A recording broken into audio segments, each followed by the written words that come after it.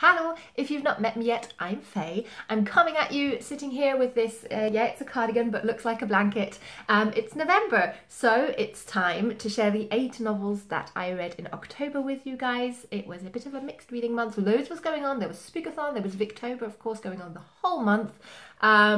I didn't always stick to those readathon inspirations, but yeah, you know how this goes. It's the October wrap-up, and the very first book I finished was Middlesex by Eugenides. I love this. This is the story of Calliope Stefanidis, who, once she hits her teenage years, turns into Cal Stefanidis, and it's about her Greek-American family. This spans 3 generations, mixes European history with Asian history, American history, but geography's never been my strong point.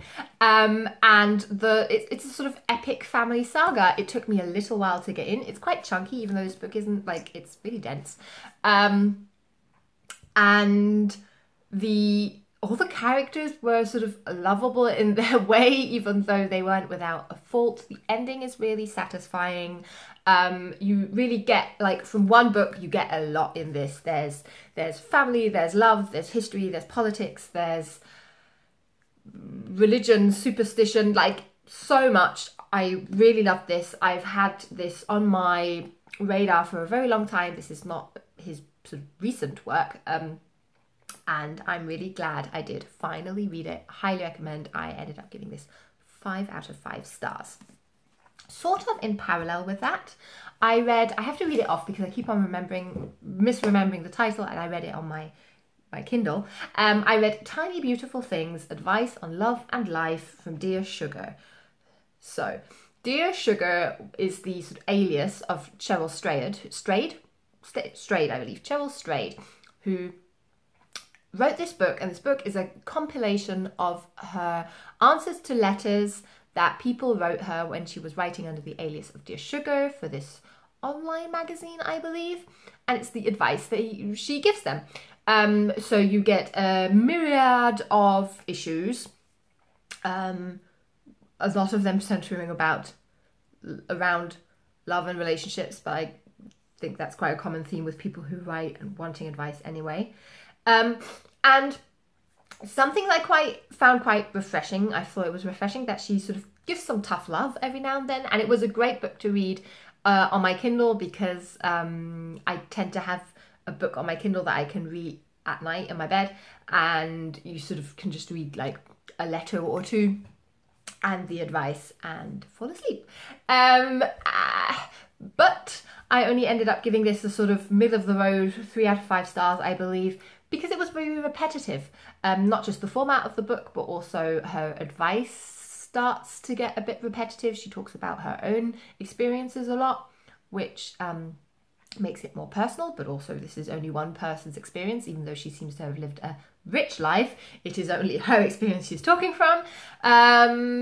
Not sure, maybe something for lovers. I haven't read her more well-known book, Wild, but would still be interesting to pick that up. I very much feel like this is an author that sort of hits a certain vibe of a certain audience group. I was reading the book, I had to think of,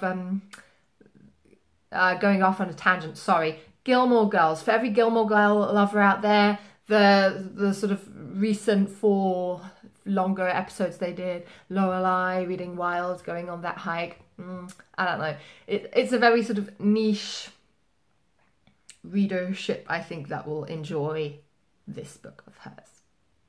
Then I read My Dog Tulip by J.R. Ackerley. This is not long, but it took me ages to read. I have a dog. I really like dogs. This is a book about a man and his dog. Everything about this should have been great. I gave it 1 out of 5 stars. This book made me feel quite uncomfortable.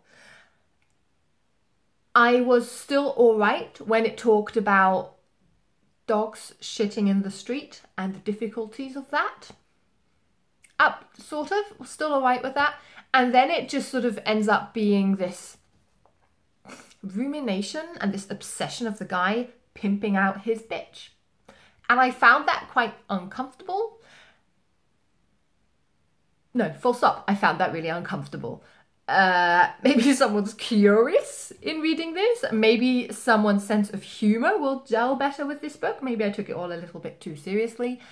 I didn't enjoy it. This was a second-hand shop buy. I am not sad. I paid 99 pence for this, but disturbingly bad. Then I listened to The Lost World by Arthur Conan Doyle, which sort of scrapes past the Victorian era. I think it was published 2 years too late, but it still got me into the mood slowly of Victober. I listened to this on audio, as an audiobook. I really enjoyed it. This is about a journalist who joins a team centred around Professor Challenger and others who go to the Amazonian jungle. Oh, this is just a display of my awful geography knowledge. They do travel to South America. I mean, I guess I could try and get away with the fact that they make a big secret out of where they are actually going. But they go on an adventure to test and prove whether Professor Challenger's claims that prehistoric life still lives in this sort of secluded area, whether that's true. This book, I believe, inspired the Jurassic Park movies. I thought it was really fun. I thought the characters were fun. Professor Challenger is this really arrogant, supposedly unlikable character. I liked him. I thought he was really funny. It's dated in times. It's dated in respect to, without wanting to spoil you, how they describe certain things that they do find on their adventure. And it's dated in some way also. The female characters are not super nuanced, and there's also not a lot of female characters because who needs women? It's only the men going on adventures. But I still enjoyed it. I think I gave it 4 out of 5 stars. So yeah, really fun ride. Then, actually, truthfully, arriving in Victober, I read Wives and Daughters by Elizabeth Gaskell. This was the group read. If you went onto Goodreads, you could join in the discussion, reading 2 chapters every day, 60 chapters. So the aim was to read this in the month. I read this a little faster because I travelled, and then in trains I read quite a lot, and I also was just enjoying it. This is the story about 17-year-old Molly, whose widowed doctor father remarries, and she thus regains a stepmother and a stepsister who are all really complex characters. I thought this was one of the really most surprising, positive things about this book. All the characters, not just Molly herself, her dad, her stepmother, her stepsister, but also sort of the love interests that circle around them. They're all they really explore the actual personalities. They're not caricatures of people. I thought that was really great. I haven't watched it unfortunately yet, but I do have the BBC miniseries borrowed from my mum on DVD, which I want to watch, and that was really fun because she's watched that, she hasn't read the book, and there's one character in here which I liked, a male character who's, his name is gone, one of the 2 brothers in this, if you've read this, who, although he's like not the sort of strongest, toughest, loyal, like perfect hero character, I actually quite liked him in this book, and apparently in the TV series he's this really quite unlikable character, which just shows how many ways you can interpret these different characters, and I think that just gives you so much food for thought. I only ended up giving this 4 out of 5 stars. I say only, 4 is a good rating. I did really enjoy this. The last star I couldn't give it because she never finished the novel. So in my edition, there is a little commentary on how we believe this book would finish, but I I still have a little taste of dissatisfaction because I didn't actually get to read the ending, especially because it would have been a really satisfying one. There's a lot of foreshadowing to what would have happened. I'm just a bit sad that I don't get to read the end. But yeah, this has also been, was the first Elizabeth Gaskell book I've ever read. I've not had a lot of experience with Victorian books on the whole, but I really loved her voice, and now kind of want to read North and South by her, which plot-wise I think sounds even more interesting. And then sticking with Victober, and also the same library, English library, is that what the Penguin English Library, is that what these editions are called? Well, I read The Invisible Man by H.G. Wells. This is a slim little book, was a bit of a reprieve, about a man, Griffin, I believe, who, if we practice a little bit of suspension of disbelief, it is sort of explained how he turns invisible after some experiments he does, and how this reign of terror starts. I didn't really understand why, if you're invisible, that turns you into a horrible person. I guess he was already a horrible person, and a horrible person who's then invisible would be even more horrible. Didn't like it. Didn't love it. I think I gave it 3 out of 5 stars, but would actually be tempted to bump it down. I didn't do that because it pains me. There are, like, I don't know, I want to love H.G. Wells.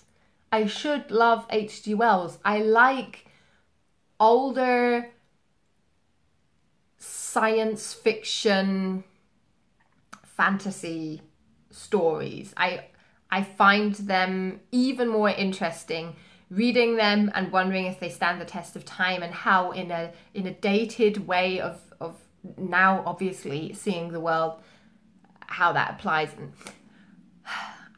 I'm so frustrated I didn't like this. I thought a lot of this book was quite slapsticky, and it was very much just good and bad. I wanted more explanation of why this happened. It was we very much just got thrust into this plot with this invisible guy being a dipshit in this sort of small town. I wouldn't recommend it, even though it looks really pretty. Then another book that I ended up giving 3 out of 5 stars, and I read for the Spookathon as the thriller, which was the main aim of reading books in the Spookathon, hosted by Books and Lala, was Good Me Bad Me by Ali Land. Good Me Bad Me is the story of a teenage girl. I'm laughing because I've tried to explain the plot so many times, it just sounds more and more ridiculous every time. She's testified against her mother, who's a serial killer of children. The teenage girl goes to live with her therapist and live with his family to prepare for the court case and the hearing in this court case against her mother. And Good Me Bad Me obviously is teasering towards her wondering whether this bad evil within her mother is also slumbering within her. We get a lot of snippets of her talking about her life with her mum, and also her going to school with her sort of foster sister, and sort of a glimpse into how disgusting teenagers can be. I wanted less of that. I just thought that was annoying and heavy-handed in the sort of symbolic bad in everyone. I thought that was unnecessary. I thought the ending was obvious and disappointing because of that. Why did I give it 3 out of 5 stars though? Because it's really gruesome, and sometimes that does really reel me in. Like, it's a book that you do want to keep on reading, you want to complete. I wouldn't dare to DNF a book like this. So that does sort of speak towards some quality of it, I guess. But I can't wholeheartedly recommend Good Me Bad Me. I will put this away now because I don't want to talk about it anymore. And then the very final book I read was The Water Cure by Sophie Mackintosh. This, I think, suffered a little from the marketing. So this was marketed as one of those feminist dystopian read that has been so popular in the last few years. And I'm guilty of being tempted by those kind of books. But essentially, we get a very mysterious, atmospheric tale about three sisters who live with Mother and King. King being the father, which sort of riding home the factor A that the mother is only the mother, but the father is, you know, hail the king. But I guess that's also important to the plot. We get this glimpse into a world where men are toxic, possibly, literally, maybe not. And so much isn't answered in this book. And I read this with my book club, and that was actually interesting in the discussion of the book, because so much is open to interpretation. We got wildly different views on this book. We varied in how much we liked it. We varied in what we thought it was actually about, how we interpreted the ending. But for me, there was so little world building. It was so much relying on admittedly beautiful language and atmosphere that I missed a bit more bite to the actual story. I thought it was an interesting idea, but unfinished in its execution. And I thought the characters were very flat, maybe on purpose, but I don't like reading about flat characters. I gave it 3 out of 5 stars. Maybe I had hyped it up too much in my own mind. 3 out of 5 stars is still an interesting read to me. It's still resonating with me. I'm still thinking about it. Therefore, I don't want to give it less. But because of the shortcomings, also not more. Weird explanation of my star system on Goodreads. Check out my Goodreads if you want to. I'll put it down below. Those are the 8 things I read. Let me know what you thought of any of these books if you've read them. Or let me know if it's likely that you'll pick up any of these after I've talked about them. Don't read this. Yeah, and I'll check in with you very, very soon. I'm looking forward to all the November reading, non-fiction November. And I'll talk to you very, very soon. Bye.